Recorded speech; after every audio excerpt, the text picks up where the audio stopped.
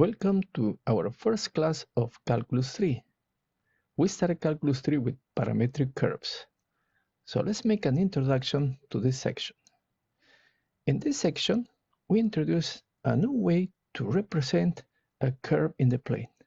This way will be a much more complete way than using a function. We know from Calculus 1 that functions can be used to represent curves in the plane. However, it has some limitations. For example, if we have a curve like this, then we can use a function because it passes the vertical line test.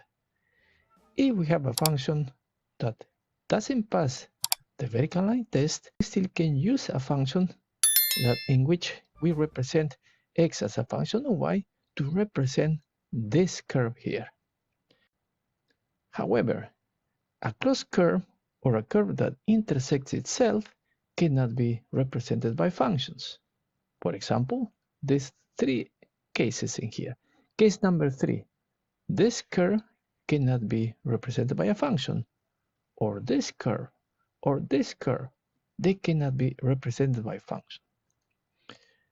So the objective of this section is to introduce a new way to represent functions in the plane that includes all these 5 cases.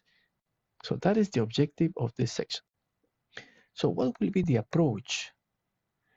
The approach will be, number 1, we are going to define a third variable, t, which we will call the parameter. This parameter will be on an interval, let's say t is greater than or equal to a and less than or equal to b. Number 2, we will define 2 functions of that parameter t. The first function will be called f of t. The second function we call it g of t.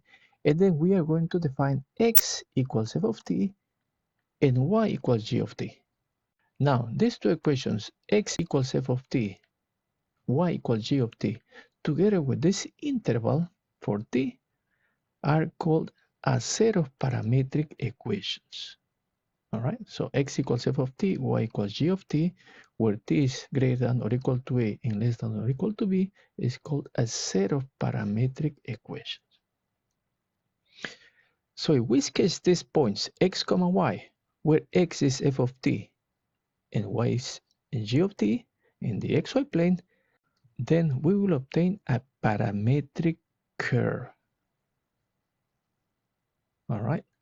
Next, what we will do is we'll make a rigorous definition of a parametric curve. So let's continue with the definition now. Let f and g be continuous functions of t on an interval I equals to the closed interval a comma b. That means that t is between a and b, inclusive. Then we define x equals f of t, y equals g of t, where t is greater than or equal to a and less than or equal to b, as a set of parametric equations with parameter t. That new variable t is defined as the parameter. And finally, this is the punchline. The set of all points x, y equals to f of t, g of t for all t is called a parametric curve. All right, so this is the rigorous definition of a parametric curve. Next, we are going to see a few examples of parametric curves. These are some examples of parametric curves. Number 1, x equals t plus 1, y equals t squared minus 2, where t, the parameter, is greater than or equal to 0 and less than or equal to 2. This is a set of parametric equations. If we graph this set of parametric equations for all the values of t, then we will obtain a parametric curve. Another example, x equals ln of t, y equals t squared, where t, the parameter, is greater than or equal to 1 and less than or equal to 4.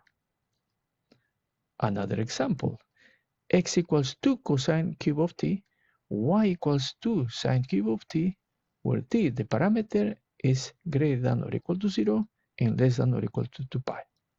This is also a set of parametric equations. And if we graph this set of parametric equations we obtain a parametric curve. This parametric curve has a name.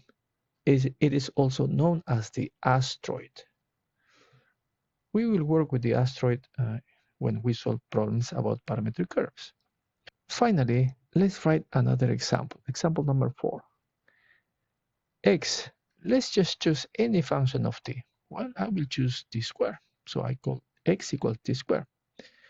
Let's choose another function of t. Well, let's choose t cubed. So we say x equals t squared, y equals t cubed.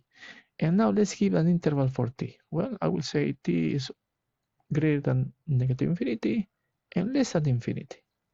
All right, so we wrote another example of a set of parametric equations.